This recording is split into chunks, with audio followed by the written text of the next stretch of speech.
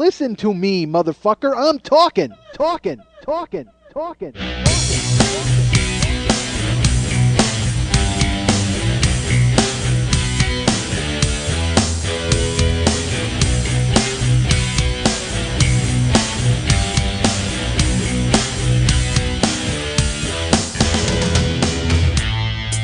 I say horrible things sometimes because I think they're funny.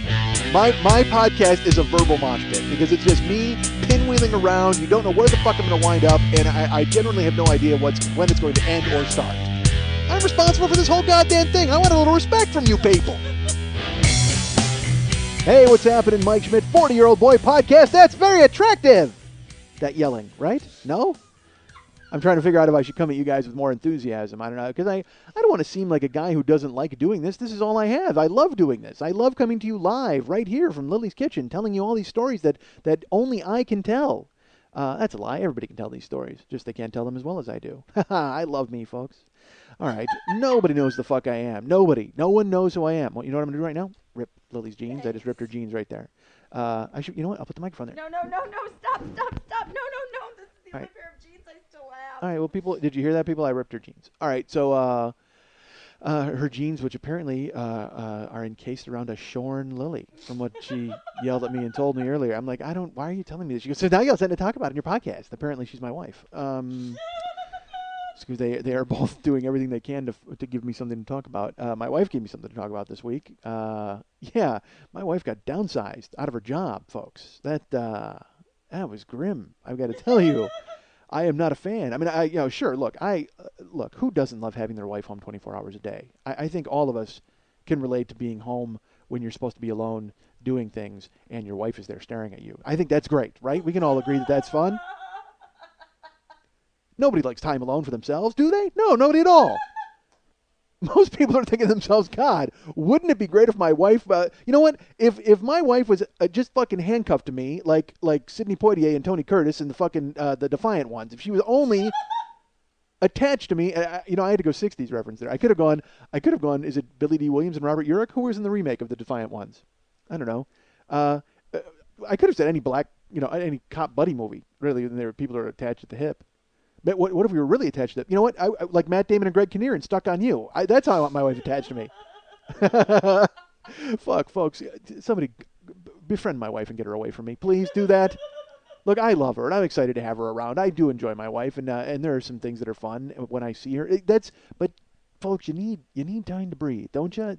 Especially, like, I can't even imagine how ants in an ant farm do it. I don't know how. Like, literally, they're walking around that little maze, and then all of a sudden they're like, "Oh, hey, Charlie, you again? What the fuck?" And you know what I mean? They gotta walk past him, and they go up and around, and they get a crumb, and they walk over and like, "Oh, Charlie, I just fucking saw you," and they keep walking. And I don't understand why there isn't wholesale ant murder. Like, why don't you build an ant farm with the ants in there, and then walk away, and then come back in an hour? How are they not all dead with one of them just sitting there, just going, "They wouldn't leave me alone." Not that I'm going to kill my wife or carry a crumb around. Folks, I need to make sure that you understand.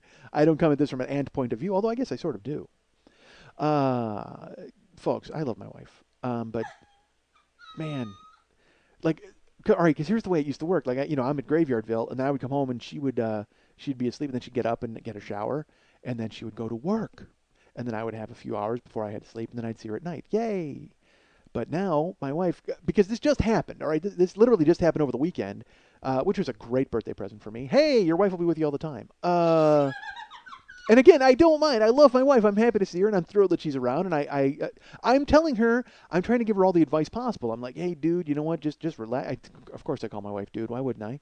I'm like, you know what? Take a week to just fucking veg out. Because she's worked at this job for 8 years, I think. And I should, she got downsized, but not like brutal. All right, you guys are now fucked downsized. She got a package of some sort, so that cushions the blow. It's certainly not, she's not Tony Hayward from BP. I mean, it's not like she got, $1.2 million for every month that she worked at the company, and then huge golden parachute. My wife got she got a tin handkerchief. That's what she got from her job. All right, she didn't get a golden parachute. She got a tin handkerchief, and which is fine. I mean, it will be okay for a little while. But I gotta get work. I gotta. That's the thing. I mean, no, look, no offense, folks. This is great. I love doing this. It just does not pay nearly as much as I thought it would. Talking into space on the internet. I thought for sure I would be like Dramatic Chipmunk. He's got to be rich by now, right? He's on the fucking internet and crazy rich. But no, I'm Dramatic Idiot, and I'm making no money, folks. None. All right, so. Oh, hi. My wife's here. No, no, she's not. That would be. No, literally, I'm flinching. Like, I'm turning around, like, oh, hi, honey. It's not that bad. It's really not that bad. But what did she, what she did? All right. I tell her to relax, but then her way of relaxing is her way of relaxing, and then I still don't control that. I try to control. Why? Dude, let her be herself. But here's why. Because herself involves. All right. She wants to play with me. You know what I mean? Like she's like, "Hey, you," and I have to sleep during the day because I'm in Graveyardville, and then I'll crash around like 10, which means I want to try to sleep until like 5 or 6. Okay, which worked out perfectly before because then she would come home and everything would be grand. Except now I'll go to bed around 10, and I've told you folks, I'm sleeping in short bursts now because I go to bed during the day and sure the blinds are closed, but I'm not buying a goddamn sleep mask because I'm not fucking Reuben Kincaid. All right, that's not happening. I don't know why his name popped into my head, but I think I remember a scene where he had the fucking sleep mask on and Danny Partridge wouldn't leave him alone. All right. Again, references that no young people will like at all. It's so funny. Because I have there's like a 14-year-old guy on Facebook who writes me, and he's a nice kid, and I write him back tenuously. Always with like a paragraph beforehand. Attention, parents. He wrote me first. And then I. Because the last thing I need to do is get dragged off to jail because I said fuck to a 14-year-old kid on the internet. Oh my Christ, no thanks. But there are a lot of young people who listen to the show and they'll write me, and it always fascinates me because I don't know how they get it or listen to me. Again, my references completely over their head, I would think. But you know what? When you think about it, dude, these kids, I'm Letterman to them. And I don't know if that makes sense. When I was a kid, I was 15 when I started watching Letterman. You know what I mean? And I loved him. I mean, I couldn't stop the morning show. I saw a couple of those, but then when he was on at night, I never missed it. Like I watched it every single fucking night. And now I guess I'm sort of like that to these people, to the point where a guy wrote me, a nice guy. And he's like, hey, man, how come you don't do a show every night or every day? You should do a podcast every single day. And I wrote him because I would be dead. Like, literally, I do 75 minutes of comedy a week alone. You know what I mean? At that pace, if I did it every day, Jesus Christ, I'd be in the fucking grave. And how many of you listen? Nobody listens at that point. Even a 20-year-old guy who's like, hey, dude, you should do it every day. He listens 2 days in a row and goes, Jesus, I'm exhausted. I got to fucking get out of here. You know who I am then at that point? I'm my wife to them. I become my wife to those people because they're like, Jesus, don't you have something to do with yourself? No, I don't. I just got laid off from my job. Show some affection my way, you cocksucker. My wife, because all right, so I'll be in bed. I'll go to bed at like 10 o'clock. And I'm laying there. And like at 2, my wife will come in the bed. And she'll like shake me and be like, hey, hi. I'm like, hi.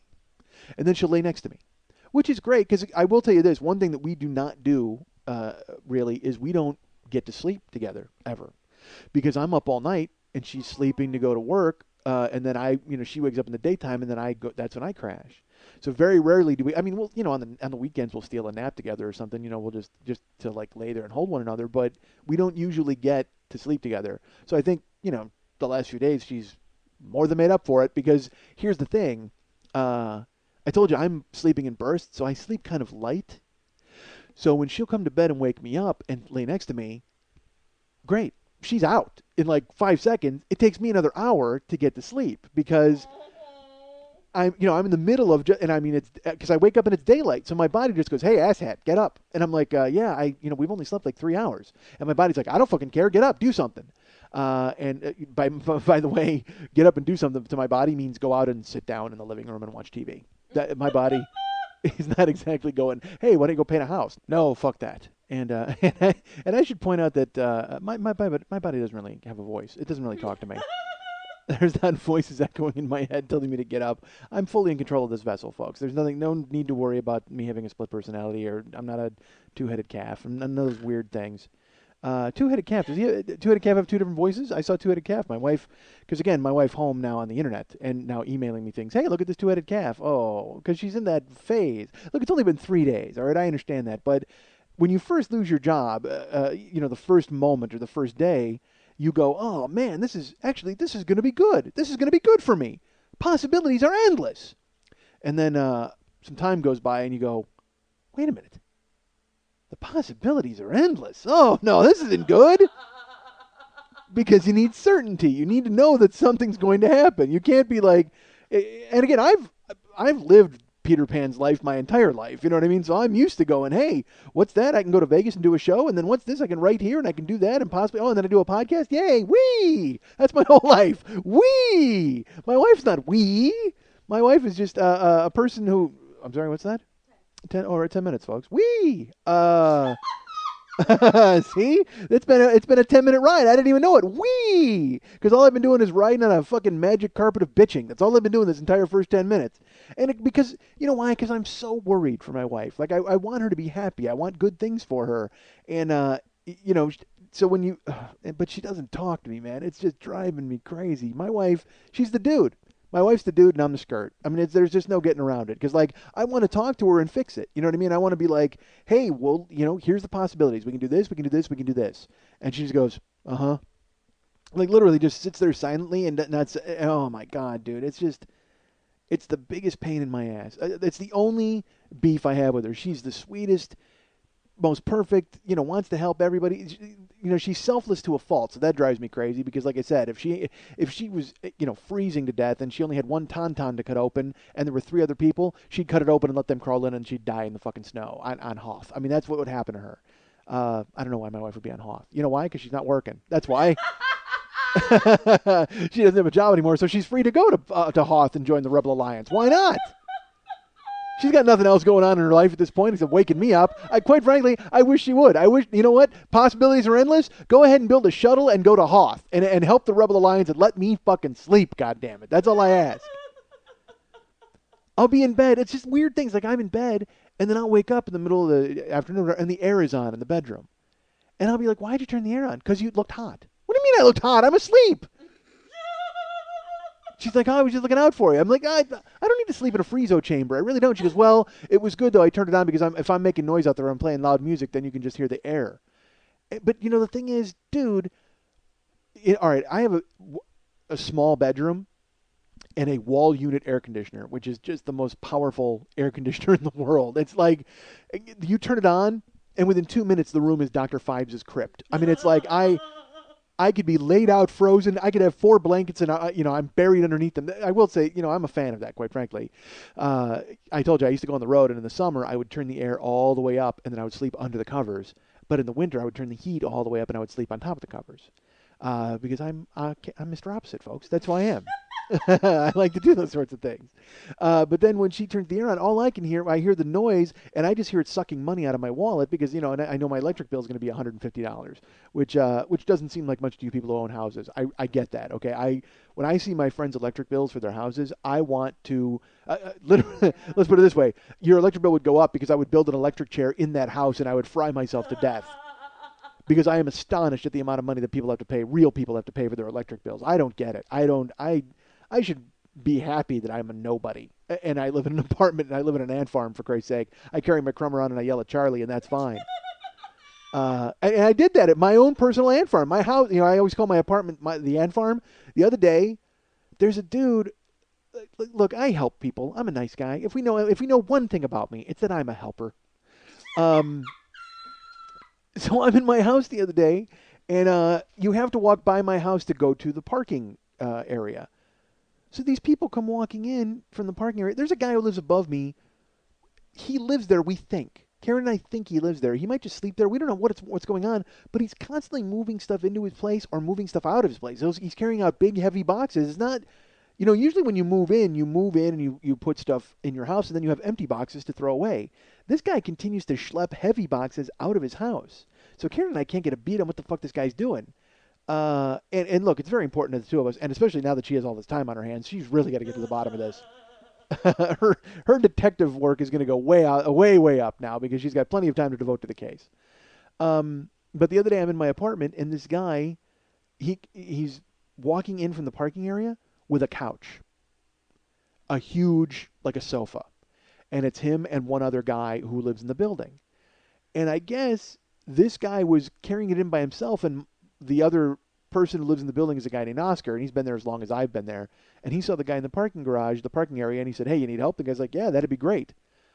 I don't know how the fuck this guy thought he was going to carry a sofa up 2 flights of stairs by himself. I don't know if he was out there. He may have been sitting in the parking area on the sofa waiting for anybody to come home and make a sad, puppy face, and they go, "Do you need help with the sofa?" "Yes, I do," immediately. So Oscar gets suckered into carrying the sofa. So the two of them, I see them walking in, and they're, wandering, wobbling, carrying this. I mean, it's a big fucking sofa. So I'm in the house, and I see this. So immediately, folks, I spring into action. That's the kind of guy I am. And I poke my head out, and I go, "You guys need help?" And Oscar goes, "Yes." And then the other guy goes, "Yeah, that'd be great if you could help." So I go over, and I don't know if you've ever moved a couch, folks. It's weird with 3 people. Yeah. 3 people moving a couch is strange. So when I walk out, I grab the end of the couch where the guy the new guy, it's his couch. I grab his end, and then he lets go and backs up and goes, "All right, let's go this way, fellas." So Oscar's got one end, I've got the other, and this guy backs up, and he's apparently a supervisor at this point. So I grab the end. He goes, "All right, let's go this way, fellas." He goes, "You come backwards." And I look at him and I go, I don't fucking work for you." And Oscar laughs. Oscar just goes, "Ha ha," because I mean he got suckered into doing this. I was trying to help, but I go, "I don't," and I said fucking. I mean, because I was so, it was just so weird to me that he let me get because I grabbed his end with him, thinking he'd segue to the middle. Well, sure enough, he just lets go, and he goes, "All right, fellas, go this way." And I go, "Hey, I don't fucking work for you." And he goes, "Huh?" I go, "Grab the middle, grab an end, do something." I go, "I ain't going backwards up the stairs. You can do that." And Oscar's still laughing. So finally the guy comes over and goes, "Oh, well, okay." And he grabs the end of the couch, and I grab the middle. Again, awkward. It makes no sense. But so he starts to go back upwards, backwards up the stairs. And this guy apparently has never moved a couch in his life because he's going one step, like step, and then stopping. And then going, "Hold on a second. I got it. Step, stop." It's like, dude, no, you go up the fucking stairs. Because here's the thing. There's 6 stairs and a landing, and then you got to turn and go up 6 more stairs, and then you got to go around, some banisters to his apartment. So he's going one step at a fucking time. And Oscar finally goes, "Jesus." He's from Switzerland, so I can't do his accent, but he just goes, "Jesus Christ." And I go, "Look, go up the stairs." And he goes, "Well, I'm going backwards. It's tough." And I go, "You know what? Fuck this." So again, folks, rage makes you strong. So I turn into the Hulk at this point, and what I do, because again, I'm in the middle, and he's going backwards up the stairs, I go, "Get out of the way." And he goes, "What?" I go, "Just fucking move, dude." Now, again, folks, I've never met this man. He lives upstairs. He's lived there since the beginning of July, and he's constantly moving stuff in and out of his house. Like Karen and I don't. I might have said a cursory hello to this guy coming in and out of the parking garage. I don't know his fucking name, but now I've sworn at him twice. Just fucking move out of the way. So with Oscar behind me, he's got the end of the couch, so he's got all the weight. Instead of because again, folks, I'm nothing if not an animal. I don't grab the couch. I'm in the middle, and what I do is I go underneath the couch and I put it on my back. And I just fucking walk up the stairs with the couch on my back. So basically all the weight's on my back, but Oscar's holding it to make sure it doesn't slide off my back. And I fucking walk up the 6 stairs, and then the guy's going, "Okay, well," and I go, "Move!" And I just fucking walk up the stairs, the other 6 stairs, and then he finally gets the hint, and he just sprints ahead of us to go open his door. So then I keep walking, and I'm bent over, but the couch is completely, all the weight is on my back, and I walk the couch all the way down the fucking hallway, and then take the left and go to his apartment.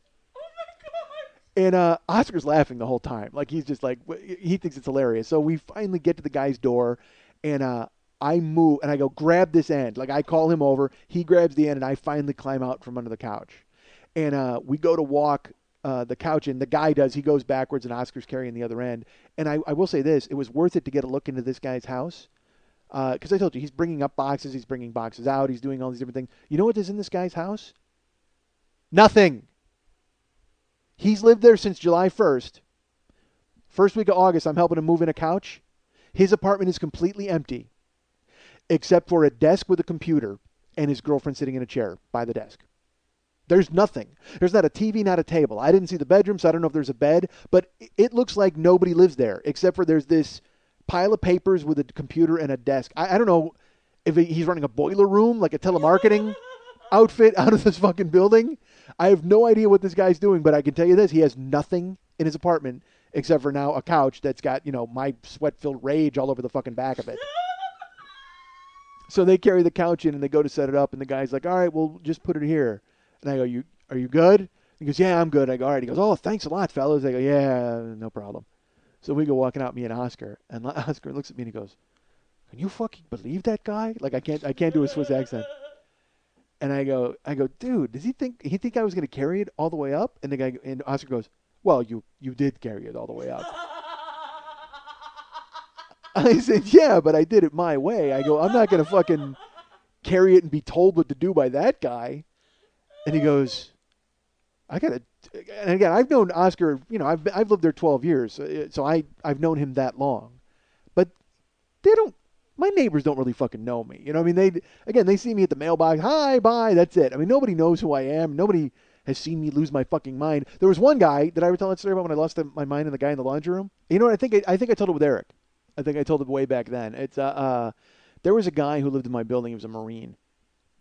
Big guy. He was just a big, and it was funny. Karen, he was real eye candy for Karen because he used to go to the pool and he'd wear a Speedo. You know what I mean? And it was just like he'd be laying out there, and he was a big, thick, just a fucking muscle dude. And one day we were doing laundry, Karen and I, and then he went into the laundry room and he took my laundry out of the washing machines and he put it on the dryer. Now again, you people who live in houses, granted, you have your high electronic bills. But you don't have to deal with grubby assholes putting their fucking hands in your laundry, okay? Because you can take care of your own laundry and you don't have to worry about it. But if you live in an apartment, it's always a risk. There might be some perv who steals a bra. Someone might just fucking take your wet clothes out. Who knows? But the thing is, if you leave your clothes in there for any length of time, I guess I understand it. But, Karen and I have done laundry, and then the washers will finish and then the dryers finish, and we'll wait a half hour. And if nobody comes to get their stuff out of the dryer, I will actually fold their clothes and leave them on top of the dryer. And then, it's really creepy. I know, but if I got to do the fucking laundry, you know what I mean? But I won't, like, underwear and bras. I put to the side, but I'll fold like actual clothes. Because to me, it's like, again, I'm just trying to get to the dryers, and I don't want to be a cock about it. Well, so I also make sure to get the clothes moving and grooving and getting them in and out. If I'm in because again, you're all sharing that space, and I don't want anybody touching my fucking clothes. My wife, however, leisurely. My wife, I'll come home and I'll be like, hey, you want to go get something to eat? I got to run to the store. And she's like, yeah, let's go. And then I'll go, all right, and I'll go to grab my keys, and we go to leave, and I go, are those our clothes in the laundry room? She goes, yeah, they'll be fine. They'll be here when we get back. No, you don't leave your clothes unattended. Now we have to stay here until they're done, until I can get every fucking stitch of clothing out of the goddamn laundry room, because I am not leaving it to the wild. I'm not letting these people do this. Again, that guy upstairs, he might be selling surplus clothes on eBay. I don't know what the fuck he's doing. He's obviously got some kind of a racket going. But this Marine guy, anyway, he takes my clothes out of the washer, and we weren't. It was our clothes in the dryer. That's why we couldn't do the switch, because our clothes in the dryer were still wet. So common courtesy means that you would. I mean, he's still gonna, even if he washes his clothes now, he's still got to wait for all of our loads to dry. Why the fuck is he skipping us? So I walk outside and I see him doing it. Okay, which makes me even crazier. It's worse when a ghost does it, all right? Because, well, no, you know what? It's worse when you catch a guy doing it. When a ghost does it, you're just like, who? Jesus Christ, some Ben Franklin came in and took my clothes out of the goddamn washing machine. Damn you, Franklin! And then you have a seance and you punch him in his ghostly face. But if you see a guy doing it, well, now you can actually fucking do something about it. So this guy, I walk in and he's taking our clothes out. And I go, what the fuck are you doing? Because, again, folks, I'm very diplomatic. Right from the jump. I could have said, hey, you know what? Our clothes are in the dryer, too. It's, I'm coming out here to do it. There's no delay. But no, I immediately jumped in. Hey, what the fuck are you doing? And he goes, your clothes are done. I go, they're not done. Clothes in the dryer aren't fucking done. And he goes, these clothes are done. I need the washer. I go, you can have the washer as soon as I'm fucking done with it. I go, dude, my clothes are in there. That means I'm still using the motherfucking washing machine. And his pulse doesn't get above 60. I mean, he's just like going, uh-huh. And I'm advancing. I'm getting closer and closer to him. Because I want to fight. I mean, I'm not going to lie to you. I'm fucking angry. There's no reason to be that angry about clothes. Why am I that fucking angry about clothes? I should tell you, this is a good 10 years ago. This guy doesn't live there. He's long gone. But I finally go, dude, what the fuck? Why would you take my fucking clothes out of there? Obviously, my clothes are, and I'm losing my mind, apoplectic fucking swearing. And he just turns around to face me, and he doesn't smirk. He doesn't yell. He doesn't engage me at all. And he never raises his voice. You know what he does? He does what I do to my brother. He just goes, look, I just need to wash clothes. And I go, fine, you need to fucking wash clothes, but my clothes are in there. What the fuck? You fucking grab my clothes, and I get clothes, and I'm an inch away from him. I'm basically yelling right in his face because I want him to hit me because I can't hit him first. Okay? I'm trying to get him to hit me so we can fucking fight. That's all I want to do at this point. I got all this rage, nothing to do with it. And you know who? I'm fucking Batman. I'm Batman interrogating the Joker. When he throws the Joker into the fucking wall, and the Joker goes, "Look at you with all your strength. You can't do anything to me." And so that's who I am, and I'm fucking. And the guy just he's basically facing me, waiting for me to do something. Because again, he understands that I'm just all bark. I'm all bark because I'm not gonna fucking punch a guy in the face in the laundry room. I want him to hit me first, so then my trigger's tripped and we can go. And I'm fucking screaming at him, and finally he just looks at me and he's like, Are you finished? I mean, do you know, because I have to wash my clothes. And there's nothing I can do. Either at that point, it's poker. I either punch him or I leave. And I just, don't touch my fucking clothes. And I walk out. And I go in the house and I tell Karen, I can't believe this asshole. He took my clothes. Da, da, da. And then the time passes and I sit down at my house and I realize what a fucking dummy I am and how horrible I looked.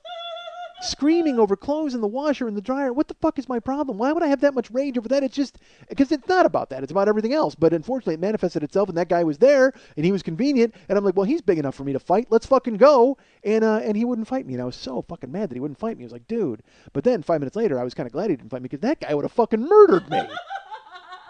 This guy was like a big muscle dude, a Marine. I mean, he would have fucking killed me. I would have been a grease spot in the fucking laundry room. My wife would have actually had to come and spray shout on me to get me back into the house. Convenient I'd be in the laundry room. She'd be able to use that. Oh, God. So, 2 days later, he goes out to the pool, and he's out there with his Speedo on. And I walk outside, and he's laying down getting a tan, and I get right in his sun. So he has to look at me. And I go, hey, I need to apologize to you. And he goes, no, you don't. I go, yeah, I do. I go, I lost my mind on you the other day, and it was ridiculous. There was no reason for me to be that angry about anything, let alone clothes. So you were not. I'd prefer you didn't touch my clothes, but I will tell you that I was really out of line, and I do apologize. He's like, that's fine. I mean, again, Paul's he never even reacted at all. Just he laid back to get sun, and I turned around because now I wanted to fight him again because now it's like. Can't you acknowledge what a good guy I am for coming to you and apologizing for my behavior? Can't you see how fucking difficult this was for me to do? God damn it, acknowledge me. But I mean, you know, why should he? He shouldn't have to. So and then I just turned around and I'm like, all right, but please don't touch my clothes. And I just like went in the house. So again, my neighbors, they really don't know who the fuck I am. So this finishes, we get the couch and thing, and I'm talking to Oscar. I'm like, can you believe that fucking guy wanted me to carry the thing up the goddamn stairs? Oscar just looks at me and he just goes, you know, Mike, you're really strong. I go, what? And he goes, well, it was hilarious. He goes, but you basically carried that fucking couch yourself up the stairs. You realize that? And I go, I was fucking pissed off. Who the fuck does that guy think he is? He goes, he's a guy who got you to carry his couch up the stairs. So you know what? No matter what I think of that guy, empty apartment, fucking boiler room, telemarketing bullshit, crazy girlfriend, empty house. He's always going to be the guy who got me to carry his couch up the fucking stairs. How you doing? Television star Paul Gilmartin. Listen, when I want to relax after a long day of being famous, I do not listen to the 40-year-old boy on the Mike Schmidt Podcasting Network. The man makes me nervous. Very good, Kyle. Very good. All right, our next speaker is Timmy. Timmy, would you please come up here and give your show and tell presentation? Okay, Mr. Lopez. For show and tell, I brought my dad's iPod. we listen to our favorite show, the 40-Year-Old Boy podcast. His name is Mike, and he talks super fast about stuff. One time his friend Larry fought the police, and Mike was scared by a talking Dracula, and he ran. One time Mike was in a store, and a man who was poor came in and made number 2 on the floor. And then once, my dad and I are in the car, and we listen to him with my dad's car, who has an iPod vagina. Whoa, Timmy, please. Oh, I almost forgot. I got this shirt from the 40-Year-Old Boy. It has his friend Lily. She hurt her foot jumping on a pole. Okay. She is a stripple. All right. Thank you. The end. Okay, thank you, Timmy. We're going to stop now for now. Timmy, could you come with me? We're going to go for a little walk down the hall. The 40-Year-Old Boy, Shaping Young Minds, on the Mike Schmidt Podcasting Network. Hey, I'm going to take this time to thank everybody who sent me birthday greetings on Facebook last week, because there were a lot, and it was overwhelming how many people sent them. And then I'm like, well, I could answer them all. And then I'm like, well, no, don't answer them all, but just do one blanket response. And then I actually got tied up doing something last week. I'm in the mix on another gig that I'll tell you about. Whether I get it, when I get it, or when I don't get it, I'll be more than happy to tell you about it. Odds are pretty good that I won't be getting it, as most gigs are in this town. But once I know for sure, then I'll be able to talk about it. But yeah, just know that. So I got caught up doing that, and then I'm like, well, dude, I keep saying I'm going to update the blog, and I'm going to do the blog every single day, but it's like, I don't know who the fuck wants to see me ramble. That's the thing, is I'm trying to get over that hurdle. It's the same reason I haven't done a live show and I don't do stand-up. I'm like, who the fuck wants to hear me? It's dumb. I get it. It's stupid, because you guys wouldn't be listening if you didn't want to fucking hear me. I get it. And people write me all the time, and they're like, dude, you need to get it out of your fucking brain, because we want to hear you, which is great. So, hopefully you will come to see me in San Francisco if you can, or you'll see me anywhere else, which we'll talk about later on. Yeah, sure, make a gasping face. I will tell you this, my birthday was Thursday of last week. I taped the show Wednesday night, and then I went home, and my wife was there. She still had a job. Everything was still fine. But she went to bed, and then I came into, every night she goes to bed, and I go in and I say goodnight, and do whatever you do when people go to sleep, and you rub their back, and you tuck them in. All right, I went to tuck my wife in, and she goes, "What time is it?" I said, "It's 12:05." She goes, "No, it isn't." I said, "Yes, it is." And she turns around and turns the TV on, and then it comes on and it's like 12:02. She goes, "It's 12:02, not 12:05." I go, "Who cares? It's still after 12." She goes, "I know. Happy birthday." So then she gets up, and then she goes in her cabinet, and she has a nice little bag, and she hands it to me, and it has an envelope. So I open the envelope, and then the card has a people-face dog on it, which is awesome. That's a Boston Terrier, if I explain it, a people-face dog. And here's what this dog is saying. This dog talked to me, folks, apparently. I don't know, but he has a little balloon coming out of his mouth, and it said, "Sushi, ruff, ruff." That's what this dog said. So even he knew what I like. So then I open it up, and there's a nice note from my wife, and then I go and reach into the bag. Hello? What does my wife get me? A new trimmer. For body and face. And she hadn't even heard the show. Like, that's what I'm saying. She didn't even know that I was Solomon Grundy. So she, I didn't. No, I didn't. Because I told you she had carved fucking Sanskrit into my cock with her fucking wedding rings, and then I Solomon Grundy'd, and then I came home and I got home late from doing the show, and then whatever. So yeah, no, she hadn't seen it. So then I told her, I go, "Oh, it's funny that you would get this, because that's what the podcast is about this week." And I said, because the other trimmer, because she knew the trimmer wasn't working. She didn't know that it completely crapped out on me. And not only did it crapped out on me, it crapped out on me, leaving me, fucking, half mooned down there. So then I told her, I go, "Oh, well, this is interesting that you got this, because here, look why." And then I showed her what it was going on, and she's like, "Oh my God." And she's like, "Oh, so this is the perfect gift." And I go, "Yes, it is the perfect gift." And then she went to sleep, and then we went Thursday on my birthday, and we had sushi.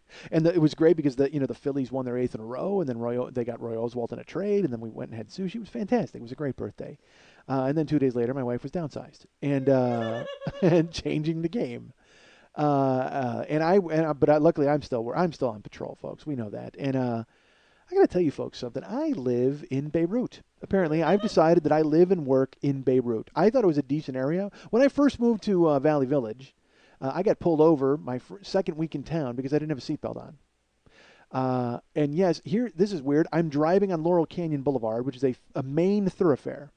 And as I'm driving, a cop passes me going the other way, hits his fucking cherries, and does a U-turn in the middle of traffic to pull me over when we first got to town. I'm like, what the fuck? So I pull over, and he goes, hey, it's state law to wear a seatbelt, because I still didn't know my plates.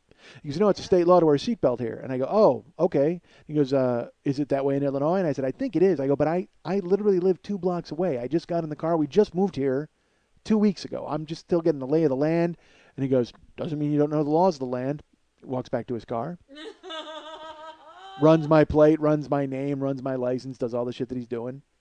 And then he comes back and he goes, all right, well, I'm going to give you a warning now that you need to get your new plates and you need to get your new driver's license. If you live here in California, you need to establish residence, so you need to get your plates and your license. And I go, all right, well, I really appreciate that, officer. He goes, okay.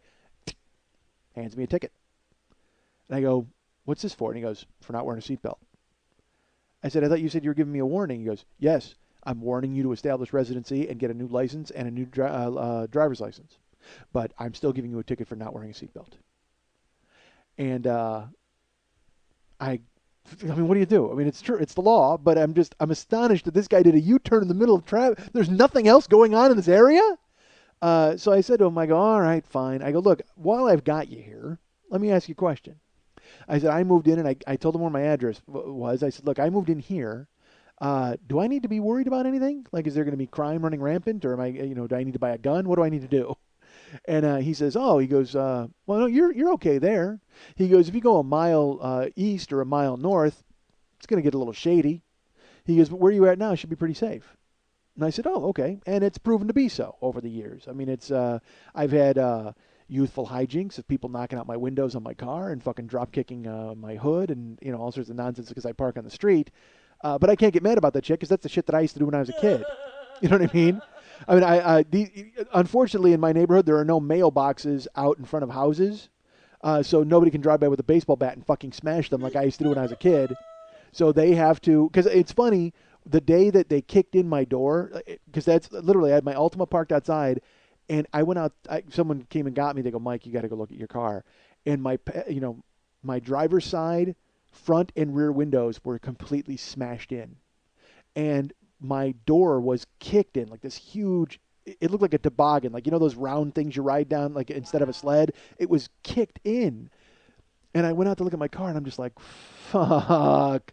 And the people who lived there came walking out, the people living in another apartment complex. They walked out and they go, is this your car? We said, yeah. They go, this happened probably around 5 a.m. I go, you heard it? And they go, yeah. They go, we were in our house sleeping, and we heard laughing. We heard like a car stop. We heard laughing and a door close, and then we heard your windows break, and we heard them kick your car, and they started laughing, and then they just drove off. They peeled off. So basically, it was me. You know what it was? It was 16-year-old me came to my neighborhood and decided to fuck up some cars, because that's the kind of shit, we did that when suburban hijinks. We did it when I was a kid. So, I mean, I can be mad about it, but it's comeuppance time. I mean, it's, 20 years later, and hey, look, pal, this happened. You did it, so it happens to you. It's the circle of life, folks. Apparently, I'm the Lion King of vandalism. That's who I am. I'm the Lion King of street shenanigans. All right, good. So I'm very Mufasa. Well, how did I get on that? I was talking about Safe neighborhood. You got a ticket. safe neighborhood. So now, folks, you all know about where I work in Graveyardville. A block away, there was a massive gang shooting a few months ago, as I told you, and then it led me to be on my toes, and then it led me to confront a worker from the electric company and throw pencils at him, which did not subdue him the way I thought it would. So now, a week ago, it turns out, I work in Graveyardville, and I'm not lying, about a block up is where this massacre took place, and that's not an exaggeration. There were 4 people that were shot and murdered. Well, now, a block up from that, I was at work, and Karen calls me. She goes, hey, do you know that the street is blocked off? Because she was coming down to visit me at my work. She was coming home. She had been out for the night. And I said, no. Why? And she goes, no, I had to go all the way around. Do you know what's going on? And I said, no. So I walked outside, and I looked down the street, and there's like police tape. I can see it like 2 blocks in the distance. All I see are cherries, like, I can't tell if it's an ambulance, but I see definite fire trucks and police, and they have the whole area blocked off. So Karen gets to my work, and we Google it, and all right, here's what happened. I'll just tell you what happened. There's a woman who lives with her fiance in a house, and the fiance ran to the market, and the mom of the woman left, and then the guy came back from the market to go into his house, and he saw a perpetrator, a person, standing over his fiance, and he yelled at the guy, and the guy ran, and so then he chased after him, and he chased him for like 3 or 4 blocks, and then he lost him, and he finally gave up, came back to his house, and his house was engulfed in flames.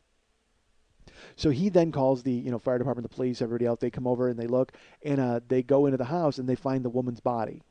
Apparently, what they're saying had happened is the intruder murdered this woman and then set fire to the house to cover it up. But he stumbled in just before the fire caught, and then he chased the guy out of the house. And he gave a real detailed description to the cops. But again, this is in the same neighborhood where that massacre occurred and where I work in Graveyardville. So I don't know what the fuck is going on this block. But the problem is it's been a week now, or almost 2 weeks, a week and a half, and they haven't caught the guy who did it. So now everybody's turning on the boyfriend. They all think that the fiance did it because I'll be honest with you, it's just a weird story, and nobody wants to just think that there's a random guy walking through the neighborhood. He decides to go into a house and assault someone and then set it on fire. Nobody wants to think that could have just happened. So and you know what? I fucking blame Dick Wolf. That's why I blame for this whole fucking thing. Because if he doesn't invent Law and Order and those franchises, or I can blame fucking cops too. I can blame Fox for putting that on the air, because everyone's a goddamn amateur sleuth now. Nobody just accepts things at face value. Nobody just goes, "Oh shit, there's a guy on the loose and he killed someone. That's not good." No, everybody now is like, even my wife just goes, "You know what? He had something to do with it." Which cracks me up, by the way. He had something to do with it. Now all of a sudden, what is there? The machinations of a huge conspiracy to kill the fiance? I mean. Break up with her. I mean, you don't have to fucking knock her off. They're not even married yet.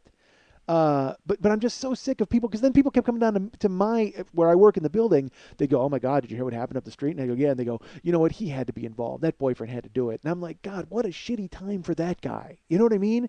His fiance has been killed. And now he has to deal with the fact that because now even the news media is starting to turn. As they report it, they'll say stuff like, "The police have said that 4 independent witnesses have confirmed his story, but he wouldn't talk to us. He didn't want to be on camera." Well, no, he doesn't want to be on fucking camera. He's still grieving, goddammit. His fucking fiance was killed, and his house was burned down. And quite frankly, he's still winded from running 4 blocks and chasing the guy who did it. Can you imagine that? Imagine if your wife or fiance was killed. You saw the guy who did it, and you chased him, and it was your physical shortcomings that did not let you catch the guy. Try sleeping with that at night, motherfuckers, and then deal with the fact that everybody thinks you did it. You saw the guy who did it, and he fucking ran away. And look, I should preface this by saying, I don't know if this fucking guy did it or he didn't do it. I have no idea if the fiance's involved or he's not. I choose to go ahead and err on the side of caution and think that this poor guy is now having the worst 2 weeks of his life. Not only is his fiance dead, he saw who did it, and he was not man enough to catch him. Oh my God, how fucking terrible is that? I knew a girl. All right, I used to date a girl, and she had a friend who, and this actually happened to her. Who cares? I'm not going to say any names. I was dating a girl. She had a friend who was out at the beach in San Diego with her boyfriend, and a cop pulled up on them and made them give them their ID. And then the cop made them walk to the beach, and he handcuffed the boyfriend and he raped the girl. With the boyfriend watching. Handcuffed on the beach. Oh my God. Authority figure, gun, came to them. Literally, this is a true story. And they caught the guy, and she had to testify, and the boyfriend had to testify and all that. But they tried to stay together. After that, the girl I was dating, her friend and her boyfriend, it was their fiance. They'd been together for almost 3 years, I think, or 2 years, and that happened. And they tried to stay together, and they were still going to get married, and then eventually they just fucking had to call it off. Because honestly, how do you get over that? How do you climb over that hurdle? Because there's just buried resentment that the woman's like, there's all those protection issues of, why didn't you help me? Why didn't you save me? Well, dude, I'm handcuffed with a gun on me. But it doesn't matter. The guy, he's the one beating himself up. I don't know if the woman may have completely forgiven him, but even the guy has to be going, fuck, Jesus, I can't, I couldn't save my girl. I couldn't save my girl. It's horrible. So just everybody who's sitting there speculating that this guy killed this woman needs to fucking check themselves, because if it happened to them, and this guy's going through the worst 2 weeks of his life. Why am I telling this story? This is not even funny. Who cares? But yeah, the woman I dated, like, because I knew her friend, and she told me all about it. I'm like, oh. So then I see her and I'm like, hi, and then you instinctually you want to go, are you okay? Even though it had happened a year prior, terrible. Because again, I don't know how to behave with people. But the bottom line is now everybody keeps coming down and asking me what I think, and I again, because I guess I'm an authority figure, being in the security thing. And now it's funny, we have more police helicopters in our neighborhood now. They just fly over. I don't know if they're doing it just for a routine pass. And I will tell you this about myself, folks. I always wave at police helicopters. Whenever I'm outside, because they wave, because because part of me is just like, hi. You know, I'm just like, hey, because I know they're looking at me, they're looking down at me, so it's like, hello. Like, I'm just giving a friendly wave. Because, I mean, like, you know, they're up there all day. They don't get a nice hello from anybody. So I wave. I try to be nice. But also, I will tell you, there is a part of me that hopes they see me wave and they land. Because they either anticipate that I'm in trouble, or they anticipate that I'm flagging them down in some way, and then they land right in the middle of the street. How awesome would that be? So then I'm like walking, and then I'm like, hello, and I wave, and then they come down and they land on the street, and the fucking cop hustles up to me, and he's like, what's wrong? And I go, nothing, just giving a fine how do you do to you folks. I think you're doing a fantastic job.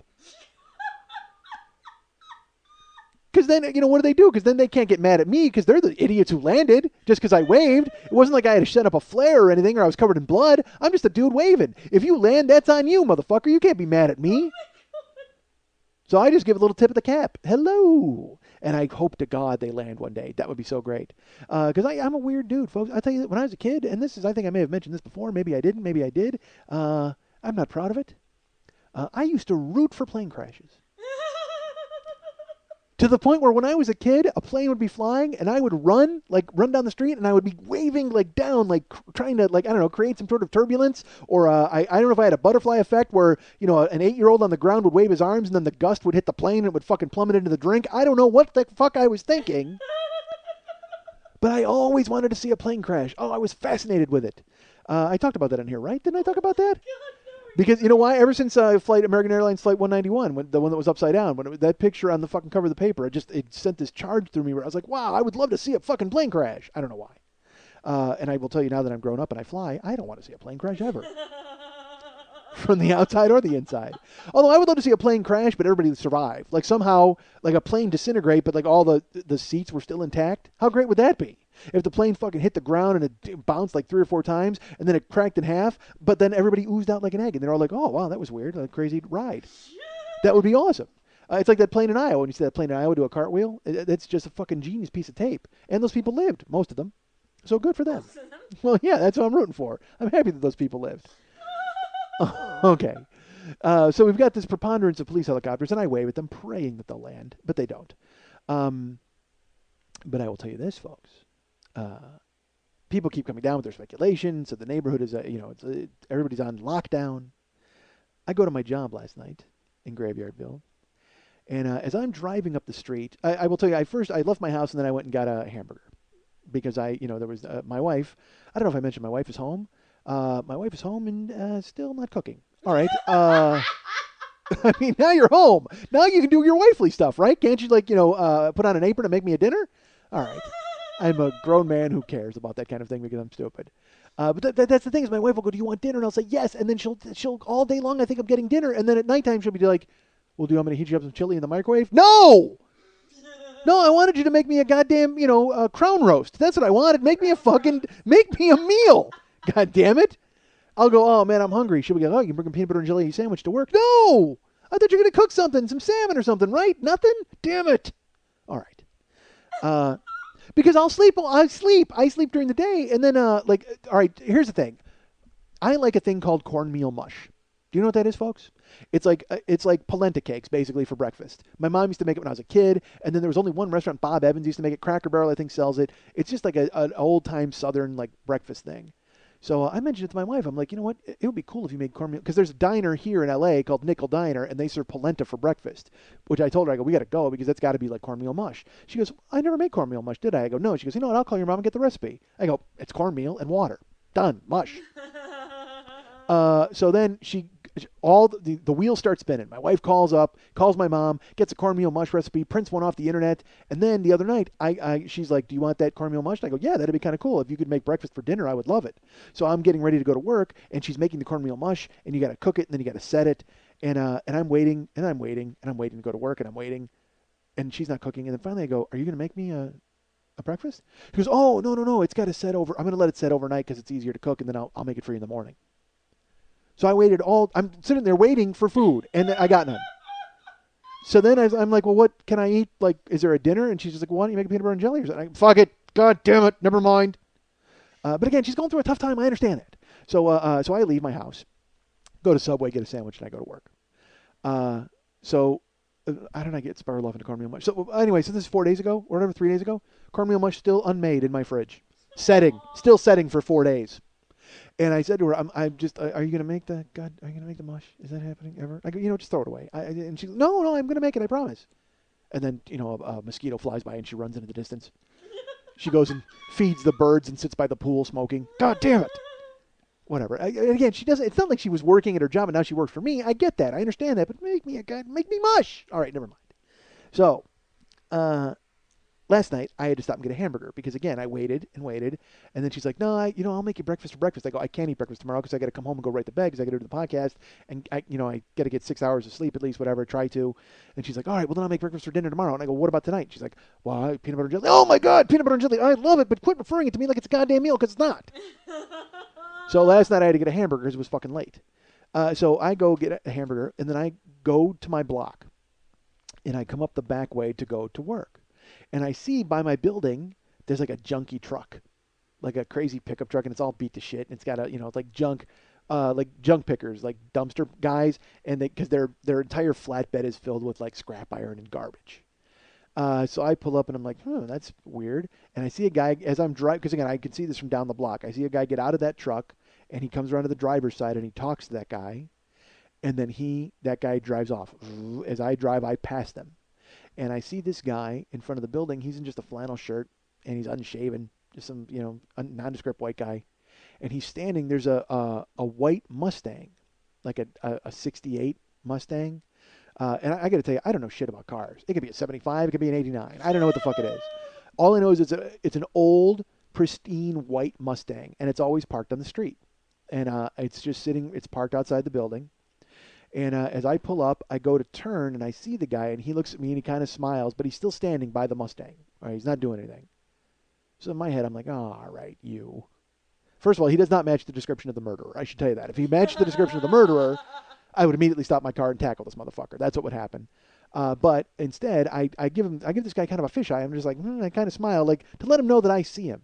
And again, folks, I'm a nobody. All right, I understand that I'm not really authorized to do anything at this goddamn job, and I found that out in sharp relief this week because I was at my job at Graveyardville, and then I had to step out and go to my house real quick. And when I came back, someone had parked in my parking spot at work, and it's I should say it's not my parking spot. It's just it's a parking spot that belongs to nobody, but it's a tandem spot, and it blocks in this one granny lady who fucking hates me. So I know for a fact that nobody ever parks there except for the guard. Well, when I pull in, somebody's parked in there, and it's like, what the fuck? And I lose my fucking mind. It's laundry time all over again, folks. Remember when I went crazy with the Marine and the laundry? Because to me, it's the incivility of it. Who the fuck just parks wherever the fuck they want? There's rules in this country, goddammit! These slots all have numbers, and you know what? You want me in that lot. You need me in that lot. Who's going to do it? You? I authorized the code red on this fucking car, folks. I authorized the code red. Fuck Santiago. You want me in that garage. You need me in that garage. So I pull in. This fucking guy's in my spot. And it's this shitbox Mazda. It's fucking got no hubcaps. What a piece of shit car. So here's what I do, folks. I decide that what I'm going to do, again, and I'm not even kidding. This flashes into my brain. I'm going to take the baseball bat that I keep in my car and Buford Pusser the shit out of this fucking car. Literally just fucking kick in the windows and the windshield and maybe even slash the tires and beat the shit out of this car and just let it sit there, completely destroyed, and then go to my office and wait for them to come downstairs. And then they're going to pop in and go, dude, what the fuck happened to my car? And I'm going to go, is that your parking spot? And they're going to go, no. And I'm going to go, oh, dude, that's why. You know what? Every fucking Tuesday night when somebody parks in that spot, these guys come over and they kick the shit out of the car with a baseball bat. It's the designated baseball bat kick the shit out of the car spot. You should have never parked there. See, that's weird. If you parked in your own spot, you probably would have been safe. But because you parked in the spot that's designated for hillbillies to come in and kick the shit out of it with a baseball bat on a fucking Tuesday, then your goddamn car get fucking obliterated. Sorry about that. What the fuck are you going to do? Oh, wait, it's not your spot. Maybe you should get it out of that fucking spot. Broken glass, slash tires, shitbox Mazda and all. Get it the fuck out of here. You need me in this lot. You want me in this lot. Yeah, I authorized the code red on your fucking shitbox Mazda. So fuck me. I wanted to kill his car. I wanted it dead. I wanted to murder it. Because, again, incivility. Just the arrogance of, hey, I can park wherever the fuck I want. No, you can't, you fucking cocksucker. There's rules. Follow them. Signs all over the goddamn lot. Do not park here or you'll be towed. It's impotent rage, folks. It's fucking impotent rage because I work in this fucking building. I can't do shit. What the fuck am I going to do? And again, I don't want to do anything. I want to show up and stare at my laptop and go home. It's free money. I don't want to fucking do anything else there. Anytime shit happens and I got to get involved, I'm like, what the fuck? Why? So that happened and all night long they stay there. So I put a note. I get impotent rage. I put a note on their car. I go, look, I don't know if you live in this building, but I know this isn't your parking spot. I've taken your license plate, your make and model, and if this happens again, I'm having you towed. And I put that on their windshield. And I'm sure they fucking blew their ass in it and threw it away. They didn't care. Again, I couldn't go, so I had to park off to the side. Fuck. The shame. And again, it means nothing. I had to park a foot away. So what? But it's just the incivility of it. It becomes this bigger, larger issue where then I go, well, why are they there? Well, that's my spot. Well, what can I do about it? Nothing. I can't do a fucking thing about it. Why do I work here? Why am I not famous or successful? Why the fuck have I painted myself into this corner where this is all I got to do with my fucking life? God damn it. Oh, I wouldn't have to deal with this motherfucker if I had a real fucking job. If I was doing the thing that my life's calling is. So then I leave a note for the owner of the building. I'm like, hey, can I have this motherfucker towed like next time? And he's like, no. What do you mean, no? You've got signs all over that say if you park in an authorized spot, you'll be towed. And he goes, I don't even want to deal with that hassle. Great. So you know what? It's fucking Lord of the Flies. Why the fuck am I even here? Anybody can come in and park wherever the fuck they want. Do whatever they want. It's a goddamn, you know what? It's a junta. Why don't they just have a junta right here and take over the entire fucking parking lot? And I'll just lock myself in the office and call for help. Why do you take the one tool that I have? Other than the baseball bat in my fucking car. You take the one thing that I have, I can tow you, and you take it out of my fucking hands. So you know what I'm armed with, folks? I work at night armed with a Shrug. That's what I'm armed with. Jesus Christ. I am sitting there, and I have got both shoulders loaded. You better not don't cross me. Don't do anything wrong, because I have got both shoulders loaded and aimed right at you. And I am ready to fucking shrug you to death. You do something wrong, you spill some shit, you break shit, you park in the wrong spot, and I'm going to come out, and you better believe my fucking shoulders are going right up to my earlobes. Not a fucking thing I can do about it, God damn it. What a failure. All right. So this happens, I said Tuesday, but it was Monday. That happened Monday. So then Tuesday is last night. I pull up, and I see Flannel Shirt outside, standing by the pristine Mustang, and I give him the fisheye a little bit. Because again, folks, I got nothing for this guy except a shrug, as we all know. But I pull up and I use my key and I get into the lot and I pull up, park in my spot because surprisingly the Mazda's not back, even though word is out that I'm a punk. Because that's true. The fact that he gets parked there and I can't do anything about it, I'm the prison punk. I'm the pass around fucking Donnie the punk. That's who I am. I'm going to be coughing up cum in that fucking parking lot. Not a goddamn thing I can do about it but shrug. So fuck me. I pull in, I park, and I got a hamburger. I stopped and got a burger at In-N-Out, and so my food's in my car and my stuff's in my car, and I go to put it in the office, and I look, I can see through the gate, and I look and I see Flannel has sprung into action. He's no longer standing in the street by the fucking Mustang. Now he's kind of casing it. He's walking around. He's looking at the Mustang, like looking in the windows and stuff. I'm like, all right. So I'm a little weirded out, but what am I going to do about it? So I bring my food in, bring my stuff in, set up my office. I go, you know what? Poke your head out, dude. Go take a look and see what's happening. So I do. I lock my office, and I there's a sneaky back way where I can see him and he can't see me. So I enter through the side way, and I come around, and I'm looking through the gate, and he's fishing with a hanger inside the window of the Mustang trying to unlock the door. This guy's about to steal the pristine Mustang. So immediately I think, I need to get my baseball bat out of my car and beat the shit out of this fucking guy. Because that's the first thing, apparently, that I do all the time. I immediately go baseball bat. That's my first go-to move. I'm like, wow, I can't believe the mail didn't come today. I better get a fucking baseball bat and kick the shit out of somebody. Terrible. But then I'm like, nah, dude, don't, you know what? Because he's not in the lot. And again, the lot is my domain. Not really, as we've all learned from Monday's experience. But that's what but I go, well, fuck this. I got to call the cops. I got to do something. So I see him out there. He's fishing through the Mustang, and I got my cell phone with me, and I dial 911. And they get on the phone, and I go, hey, I'm looking at a guy right now. And I give him the address, and I go, I think he's stealing a car. And they're like, well, what's he doing? And I said, well, he's first he was standing around looking in the windows. I go, but now he's actually got a hanger. He's actually got it inside the window, and he's trying to unlock the door. And they go, well, do you have the license plate of the car? And I go, well, it's a pristine white Mustang. It's on, I tell them the street that it's on. And they go, well, can you see the license plate? And I go, no, I'm in a bush. Like, I mean, I said, I'm in the garage. Like, he can't see me. I go, if I walk out there and he sees me, maybe he runs. I mean, we don't want that, do we? And she goes, all right, well, hold on to the phone. And she goes, what's your address again? And as I'm telling her the address, out of nowhere, dude, fucking police helicopter above the building. Because, again, they're doing the routine nonsense because they're looking for the guy who fucking murdered the fiance. So I'm like, in my brain, I'm like, this is awesome. They're going to see this guy fishing around in the fucking pristine Mustang and take him down. And the police copter's over the top of the building, and they're circling. They're right up there. And but he doesn't even stop. Like, he continues to fish in the window.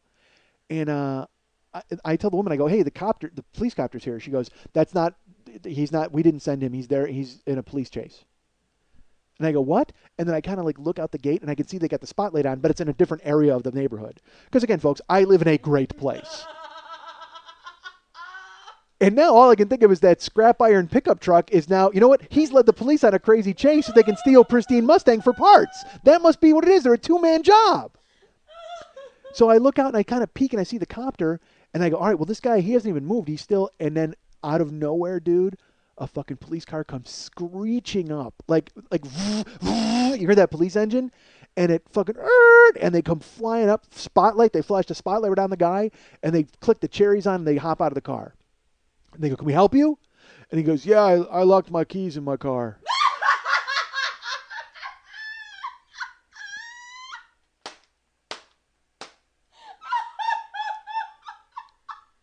He locked his keys in the pristine Mustang. This fucking flannel shirt wearing, 4-day beard having drunk who hopped off of a scrap iron pickup truck. I'm supposed to believe you're the owner of pristine Mustang? Give me a fucking break. So the cops scream up. He's like, yo, I locked my keys in my car. He's standing there holding a hanger, completely like filthy jeans. And I'm still on the phone with 911. I go, hey, the police are here. She goes, oh, they're already there? She goes, I didn't even dispatch a car yet. And I wanted to go, what the fuck are you waiting for? Do you think I'm making up a story? But I just went, okay, fine, they're here. And I hang up. So again, they can't see me. And I hear him, they go, this is your car? They go, you got your driver's license? And he goes, yeah, it's my car. I locked my keys in it. And so they go, well, I mean, that's a nice car. Why would you mess it up with a hanger? And he goes, well, I got to get in there. And they go, you been drinking? And he goes, yeah, but just a little bit. And they go, well, you don't seem like you're in any condition to drive. And he goes, well, I wasn't going to drive. I just wanted to open it to get my keys out. And then I get a friend who's going to pick me up. And I would have just come back and got the car. And I'm again, crouched behind the fence listening to all this. So I figure, you know what, folks?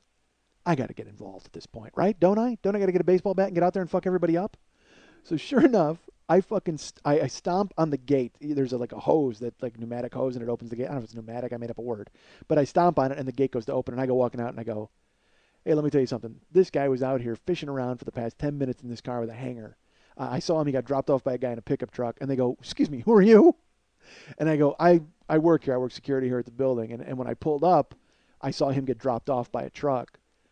And this guy looks at me and he goes, yeah, I waved at you when you went in. And I go, yeah, you waved at me. You're throwing me off the trail. And I did. I said, you're throwing me off the trail. And the policewoman goes, what? And I go, he did. He waved at me when I walked in because I made eye contact with him, and I figured he was just trying to throw me off the trail that he was, going to be looking in the car. And I've watched him the last 10 minutes. He's been peeking inside the car, and then he started to dig in with the hanger. And she goes, well, what's your name? She takes my name and all that. And now I'm involved, which I'm stupidly, I didn't want to be.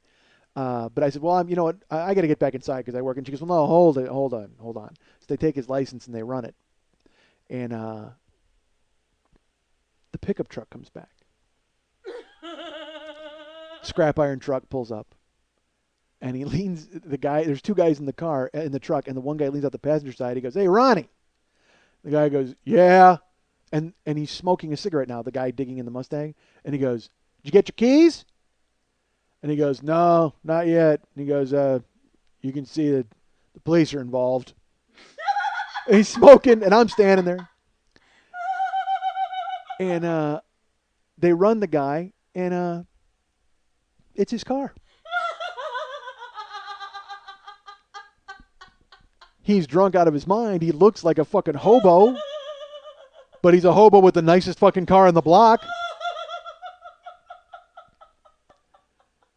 And the guy stands up and he goes, well, yeah, I guess it is your car. And he goes, I told you, that's why I didn't run when you guys pulled up. I mean, I just wanted to make sure you knew it. Holding a cigarette, he's got a hanger in one hand. And I'm just standing there. I feel like a dipshit now because it's like the one time I get involved and I think I'm fucking Batman. I think I've completely saved everybody. I'm like, oh, dude, I saved Pristine Mustang. That person's going to come downstairs. This is awesome. I'm a hero. And no, you know what I am? I'm Gladys Kravitz. That's what I am. I'm a fucking busybody who peeks out his windows and gets people in trouble and fusses and worries because he has no control over his own goddamn life. That's who I am, goddammit. Because then it's his car, they run his name and they run the plate, and guy's got warrants. So he knew, he stood there and they go, you know what, it appears that you've got like 3 outstanding warrants. He goes, yeah, I know. And they're like, all right, well, you got to put your hands behind your back. He goes, yeah, I know. And he puts a cigarette out and they fucking clamp up, they give him the fucking bracelets and put him in the car. And I'm standing there, and the woman's like, all right, so we've got your name and number if we need to get a statement from you. And I'm like, yeah, that's fine. She goes, all right. And pickup truck looks at me, and he goes, you asshole. Because apparently they think that I'm the only one who got him in trouble. And I was. I mean, I did call 911. But, dude, I think the moral of this story is if you're going to have a nice car, take a shower. Seriously, because if that's a guy in a business suit, I don't give a shit. I give him a nice tip of the cap, and I'm like, hey, enjoy your pristine Mustang. I maybe even help him break into it. Quite frankly, if the guy's got a suit on. If you own a nice car, run a razor across your face once in a while and take a goddamn bath, and maybe Gladys Kravitz won't poke her head out the fucking window and get you pinched for your past warrants. Got it? Hey, you don't like the way I do things? I don't care. I'm an authority figure, okay, buddy? I can deal with the nonsense. I can deal with you coming in and staring at me at my goddamn desk. You want to talk about what I think about the murder and want to fucking speculate about what you think might have happened with the murder? I don't care about that, okay? I don't want money. I don't want fucking medals. All I want for you to do is stand there and look at me in your ridiculous fucking clothes and deal with me the way I want to be dealt with. I'm an authority figure. That's it. I might not have any authority, but I'm at least an authority figure. You want to talk to me? Talk to me nicely, all right? You fucking people. I run my lot how I run my parking lot. You want to fucking come after me? Roll your dice and take the fucking chances, okay? I eat my In-N-Out burger 100 fucking yards from 400 cars that I've been trained to protect. So don't come down here and think you can flash a fucking coat hanger, break into a goddamn pristine Mustang, and think you're going to make me nervous, because it's not going to fucking happen. You have no fucking idea how to defend a parking lot, all right? All you did was weaken a building today, pal. That's all you did. You put people's cars in danger. Sweet fucking dreams, son, okay? So you sit there all fucking smug, and maybe you think you don't need me in that lot. You don't want me on that lot, but guess what? I'm in that lot. There's nothing you can do about it, because I called the code red on pristine Mustang, and I got this guy sent off to the clink for fucking nothing. You guys can get me at MikeSchmidtComedy.com. That's Mike at MikeSchmidtComedy.com. You guys can get me at Facebook.com/the40-year-old boy. You guys can follow me at Twitter.com/the40-year-old boy. You can follow our friend Lily Von Stupp at Twitter.com/Lily Von Stupp. Or you can follow her at Twitter.com/MNTs. You can be her friend at Facebook at Facebook.com/Lily Von Stupp. And if you want to write her a personal note, one that won't be read by the prying eyes of the privacy police over there at Facebook, send her a note at Lily at burlesque411.com. That's Lily, Lili, at burlesque411.com. Zazzle.com/40-year-old boy. Please buy all his stuff. Want to remind you folks about the Monday Night Teas every Monday. What's so funny? Every Monday night at the 3 clubs on Santa Monica and Vine at 10 o'clock p.m. Hey, Lily. Hey, Woody. First of all, let me tell them this. August 23rd is the Inglorious Burlesque, the tribute to Quentin Tarantino. Tickets are available now at Brown Paper Tickets, so go ahead and get your tickets now because it will sell out. Come and see me host. Come and see Girls Strip. Come and see an actual Gogo Yubari take her clothes off. Oh, it's fun. So come on out to that show, folks. That's August 23rd, Inglorious Burlesque. It will sell out, as I've been told by many tweets and Facebook posts by many different performers. I've lived it. I know it will sell out. It's sold out 3 times in 2 years. So Lily, Yesy. that's Lily Von Stupp. She runs the most successful, the longest-running burlesque show in Los Angeles every Monday night at the Monday Night Teas. As I've mentioned, at the 3 clubs on Santa Monica and Vine. Who's coming this week? Who's coming this week? Well, I don't know, but Tuba will be at the show hosting. Oh, ha, ha, ha. It's a filthy orgasm joke. And we have Marianne Cheesecake from London. Marianne Cheesecake? Yes. Okay. Very, very excited about that. As How long does your average burlesque dancer give to thinking about a name? How long does that take, really? I mean... Some, not enough time. Others, too much. All right, Marianne Cheesecake will be here. I can't think of anybody else. She should be dancing with Ginger Wasabi. That would be awesome. Idiot. There you go, Ginger Wasabi. Anybody can have that. Any of you burlesque dancers out there, take that. Some Asian girl could be named Ginger Wasabi. How not? An Asian redhead? Holy fuck, an Asian redhead? Jesus. She could never dance because every guy would just be jerking off watching her. An Asian redhead? That's like every great thing wrapped into one. All right. Oh, I'm performing. Oh, Lily Von Stupp's going to be there. Dancing. Bobby Burlesque, Crystal Craven, a debut to our stage. Iona Vibrator. Iona Vibrator will be there. Is Crystal Craven with K's or C's? C's. Ah, C's, And Crystal Craven. She's doing a snake dance, and Iona is doing a juggling strip. Juggling strip and a snake dance. Yep. Folks, Exciting. I don't need to say any more than that, do I? And Lily's dancing. What routine are you doing? Do you know what bit you're doing? I am What doing, routine? Ow! Why does everyone punch me in my bruise? It's a big bruise. Yes. Yeah. That's The elevator door got me again. Oh. That swing back. wow, on that elevator door floor. is not made for cripples. No, it's not. What was I saying? You were telling me what your routine you were going to do. Oh, I am doing the wet spots. Wherever you're going, I want to come. Oh, more filth. All right, so guys, come on out to the show. That's 10 o'clock at Santa Monica and Vine, the 3 clubs. And that's August 7th? That is August 9th, August 9th. So come on out and check that out on Monday. That's great. Want to tell you folks, remember that if you need a trainer, folks, Sean Richardson is your guy. I have not rockied with a blog with him in the past week because he wound up having to go to the X Games because he's a very popular man. Wow. And then I wound up having to, we couldn't get together Tuesday either. So still involved. That's why I haven't made an entry yet. I feel silly making an entry going, didn't work out. It's dumb. No one cares. But you should. It's And I haven't weighed in yet. I'm going to go weigh in tomorrow, I think. Or am I working out with him tomorrow? I think so. I have a meeting with another guy, which I'll get to. So yeah, go to realworldfit.com. That's the gym that he and I go to. And if you want to follow him on Twitter, you can go to twitter.com/realworldfit. Sean Richardson is his name. He's a great trainer. We work out in the secular gym. We work out in the Lord's gym. And we do all that kind of stuff because he loves the Lord. And so when we work outside, I call it the Lord's gym. And then I just picture you beating the shit out of things in the name of God. Sure. I used to do a joke about that, about the Power Team USA. There were these muscleheads for Christ. It was the Power Team. If you would watch I think they still tour Power Team USA, and they give, they speak to kids about God, but they intersperse it with blowing up hot water bottles so they explode and tearing phone books in half. And I said, dude, let me tell you something. If I'm ever forced to blow up a hot water bottle till it explodes, believe me, I'm going to be yelling Jesus Christ by the end of it. If I'm even still conscious. Because these idiots are, they're doing that thing where they break cinder blocks in their stomach and they're laying on like boards with nails in it and they're yelling, Lord. Yes, I'd be yelling Jesus Christ too if you're hitting me in the fucking stomach with a sledgehammer. But apparently the Lord gives them the strength to do Jim Rose circus tricks. I got no fucking clue. So yeah, but so we go out and we work out in the secular gym and work in the Lord's gym. I think it's the Lord gym tomorrow night, so that'll be fun. So Sean Richardson, realworldfit.com, twitter.com/realworldfit. Don't forget, folks, with birthdays coming up, anniversaries, those are always in play. Go to burlesquebears.com and go ahead and pick up a burlesque bear. They have they have names, they have backstories. Some of them have fans. They're all wearing G-strings. They're all sluts. Again, if the Vermont teddy bears were sluts, they would be burlesque bears at burlesquebears.com. So go ahead and pick one of those up.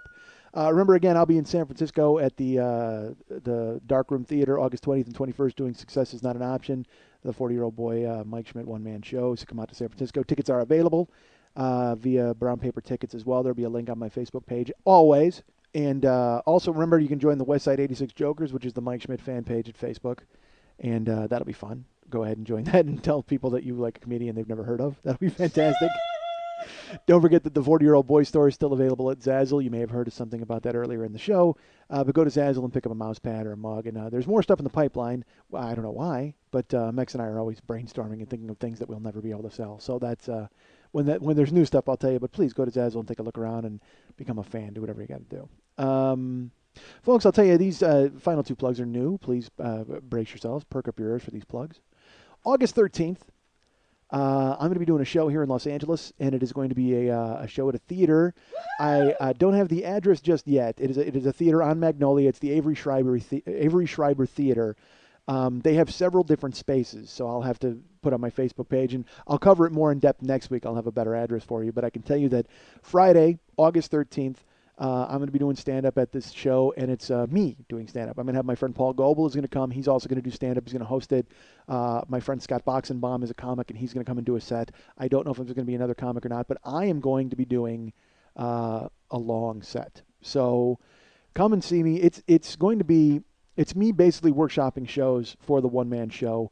I don't know what the content's going to be. It's going to be a mix of stand-up. I might be reading off of a pad. It's going to be a very loose structure.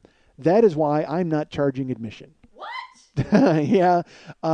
If you people want to donate, if you want to come and throw $5 my way or whatever, because I will tell you that it's a very small theater. There's 29 seats. They can get up to 50 seats. They said they could add another 21 chairs if they wind up getting people in there. Believe me, I don't know if we get person one in the fucking door, quite frankly. But Lily will be there, so there's 28 seats. But I'm going to be doing stand-up, and Lily's like, how long are you going to do? And I said, I'm going to talk as long as they'll let me talk.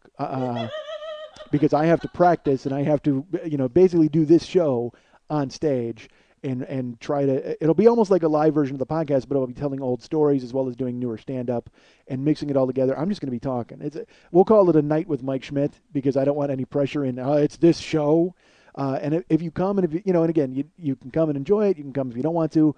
If you don't want to come, I don't care. Whatever. I'm just letting you know because people always want to know when I'm going to be performing around here. I know it's dumb. I'm No, lots of coming. again, sure.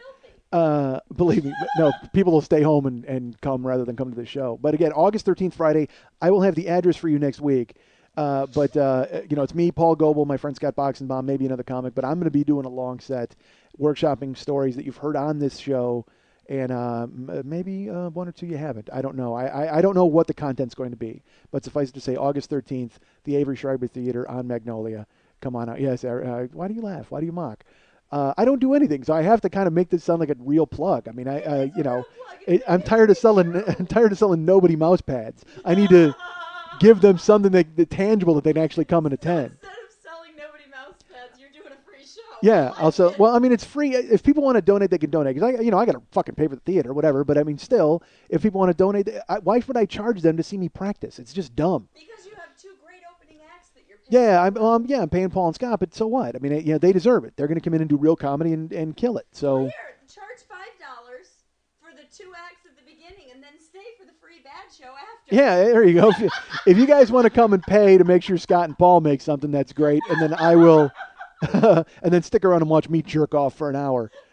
God, it'll literally be me doing time and me actually going. How much longer? What have I got? Where am I at? Because it's very loose. Am I going to be doing this You can. I don't care. All right. It's me very loose and very informal. I'm hoping to tape it because God knows people want to hear my slop. All right. So if you don't get enough of it on this podcast. So please, August 13th is a Friday if you can make it. There might be actually one other date in Los Angeles. I don't know yet. It all depends. I have to figure it out. I've got some phone calls to make. But this for sure, the 13th. God, that's a lot of talking. Folks, we didn't do a YouTube video last week because, hell, it was my birthday. And as we all know, on my birthday, I decide what I can and can't do. And I decided I wasn't going to do that. And then my mom told me that apparently Steven Spielberg wanted to film the YouTube thing for me, and I blew it. That's from year one, folks. Buy it. All right. Remember that year one and year two are also available on the website, MikeSchmidtComedy.com. No, I will tell you this. We didn't do a YouTube video last week, but this week we have a YouTube video, but it is a very special YouTube video. That's right. There will be a link on my Facebook page. There will be a link on my website as well. Well, you don't have pants on. I mean, Lily's wearing, remember I ripped her jeans earlier? They're totally ripped. Like, I mean, her whole leg is hanging out. So I put my hand like on her thigh, like I'm like, yeah, da-da-da, like, you know, you like banging a gavel. And she's looking at me. She's like, what the, why are you touching me? And it's like, I don't, that's fine. Yeah, there you go. Cover it up. Cover up your flesh. So here's the thing. A listener of the show, a gentleman by the name of Rob Matsushita, is a filmmaker.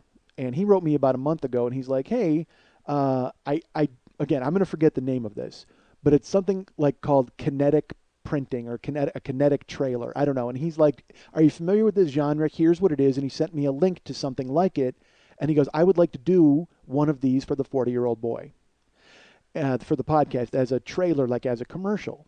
And I of course, ignored it for like a month and a half. Like I didn't write him back. And then I wrote him and I go, look, dude, here's the thing. When people offer to do things for me, I always feel awkward and weird about it because I don't have anything to offer back to them. So that's why I kind of shunned your letter for 6 weeks. And I think I may have just said he wrote me a month ago. He actually wrote me in like April. And I wrote him back a month ago. But I wrote to him and I go, look, if you want to do this, I'm on board because this is fucking cool looking and I can't wait to see what you come up with. So yeah, if you want to do it, great. So this week he contacted Lily and I and he goes, hey, it's done. Here's what it is. And he put it where only we can look at it. Ha, screw you people. Rob Matsushita went ahead and made a kinetic trailer. And what it is I don't even want to explain it too much. Should I just let them look at it? Yes. Okay, when you see it, you'll see it. It's fucking amazing. I mean, it's just, I want to tell you, Rob Matsushita is you can find him at claymorepictures.net. That's CLAYMORE pictures.net. And he has a web series that I've actually watched. When he first contacted me, I get people contacting me all the time, and people will ask me to listen to their podcast, or people will ask me to visit their pages, and I immediately do, because I want to know what these people want me to see. I had a gentleman this week, Alan Heifetz, sent me a clip that he did over at Funny or Die. It was about, and I'm horribly, I don't remember the name of it, but it was good. I liked it. It was about a guy who can marry anything. He has the power to marry anything, so he walks around and he shoots them with rays, and they have to get married. And the funniest part, but he made it like a video game, so it was like lady versus dog, like versus, and then he made them get married. So go look up Alan Heifetz on Funny or Die and vote for Funny. But go to claymorepictures.net for Rob Matsushita. He does a web series called Chapel, and I actually watched a few of those. Chapel is it's about a female drug dealer, and she's always in peril. It's a woman named Emily Mills. I actually heard an interview with Rob and Emily Mills on a podcast that he did, and he actually mentioned my show and said that he listened to my show when he went ahead and wrote scripts, which made me, I mean, that honored me because it was really cool that anybody would do something creative while listening to me, because I can't even read the fucking internet when I'm listening to me. I'm not kidding. I try to listen to my show, and I have to shut everything down and listen because I talk in fucking circles, and I talk, you know, the thing is, maybe Rob just likes the sound of a constant humming. Maybe he's not really paying attention to the fucking show. I have no idea. But it was great. He credited me on this podcast. So, but I did watch some of the web series Chapel. Again, it's about a female drug dealer, and she's got all these guys who want to kill her all the time. Emily Mills is the actress who's in it. And you can find out about that over at claymorepictures.net. He also has done a film. He's got an upcoming movie coming out. It's actually a double feature, and he wrote and directed it with another guy named Will Gartside. The first half is a film that Gartside did. He directed it. It's about it's called High School Sweethearts, but the second film is the one that Rob Matsushita did, and it's called The Girls, and I actually saw the trailer for it, which is also on YouTube, and it's like a kind of a tongue-in-cheek movie about a female assassins, and they're trying to take on a college pornography ring, which, quite frankly, I'm not in favor of. Honestly, I think if you've got female assassins, they should involve themselves in the college pornography ring, and then I am completely on board, okay? It's got murder, it's got mayhem, it's got guns, it's got girls, it's got death. which it actually sounds like the neighborhood where I work, quite frankly. Maybe I might actually work in a Rob Matsushita film. I have no idea how that works out. But go to ClaymorePictures.net and our friend Rob Matsushita. Again, Wasted Youth is the film. Chapel is the web series. Go ahead and check it out. There is a trailer for the girls online. So I will tell you to do this. Go to RMMATSUS. That's RM Matsus. That's his YouTube channel, and that is where you're going to find this Kinetic trailer. I'm going to put a link to it on my Facebook page. I'm going to link it in a blog entry on MikeSchmidtComedy.com, so you'll be able to see it through there. And I may put it up on my YouTube channel as well, because then it's grouped in there with all of the other videos nobody watches from me. So that'll be good. And quite frankly, I thought about putting it up on Funny or Die, because it'll be there as a way for people to, when you see it, you'll see it. I think it's neat. I thought it was, again, look, anything that has to do with me, I'm going to fucking love. All right. But when you see it, I think you'll like it as much as Lily and I did. So thank you so much to Rob Matsushita for doing it. Go ahead and watch Chapel. It's great. Watch out for Wasted Youth. Visit ClaymorePictures.net. It was so nice of him to do this. And I want all of you to go ahead and support whatever Rob comes up with, because it was really cool of him to do this. And also, maybe he'll do 1 or 2 or 3 or 4 or 5 more of these. That would be great, wouldn't it? Let's make it a running series of these Kinetic print trailers that our friend Rob Matsushita goes ahead and does for me. And all of a sudden, ClaymorePictures.net maybe folds into Mike Schmidt Incorporated, and we're all happy. And pretty soon, The Girls goes by the wayside, and Wasted Youth gets tabled, and he's in the Mike Schmidt business. All he's doing is doing trailers for this show. God damn, that'd be great. You know what?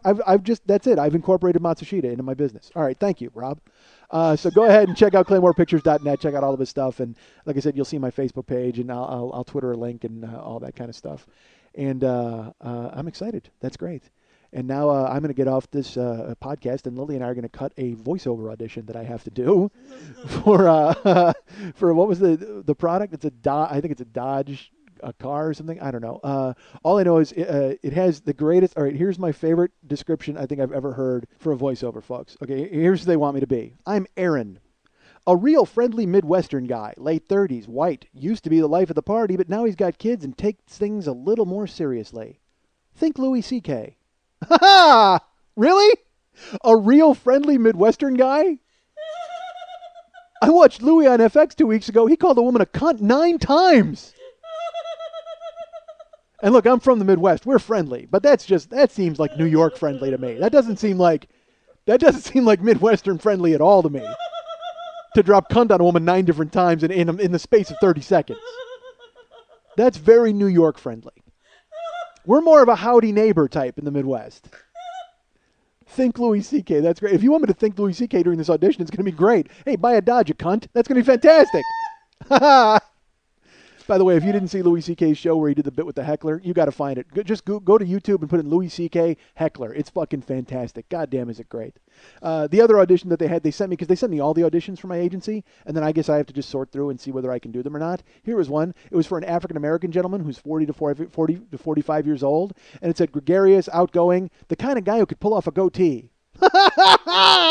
In a voiceover! Are you shitting me? What can he possibly be saying? Well, look at this Dodge over here. That looks fantastic. Say, why don't I stroke this chin hair that I've got and think about buying this car? What do you mean the kind of guy who could pull off a goatee? And what would you convey in your voice as the guy who could pull off a goatee? Look around. Everybody in the fucking world has a goatee. Are you telling me they're not all pulling it off? I think they're all pulling it off. As long as the goatee's on your face, you're pulling it off, and you're pulling it off correctly. Don't grow a goatee on your elbow, because then you're not pulling it off, friend. I'm sorry, you need to grow a goatee on your face.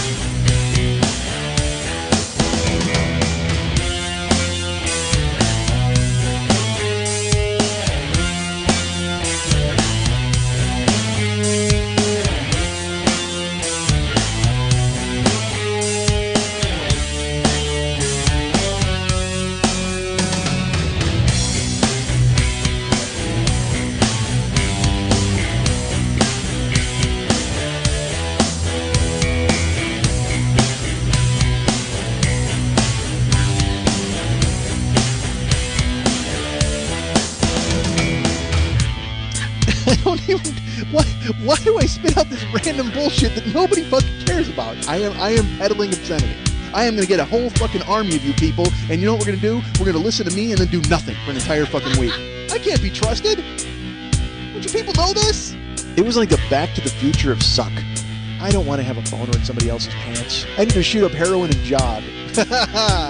Hey, ass fuck, are you listening to anything that I'm saying to you? Fuck, somebody's got to shut that old guy up.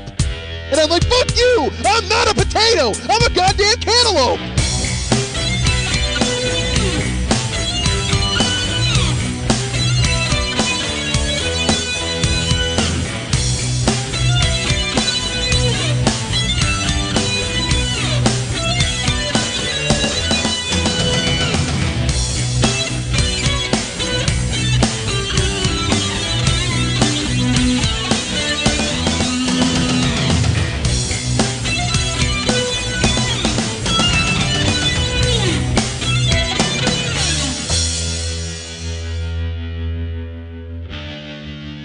Hi, Mike. Hi, Mike. Hi, Mike. Hi, Mike. Hi, Mike.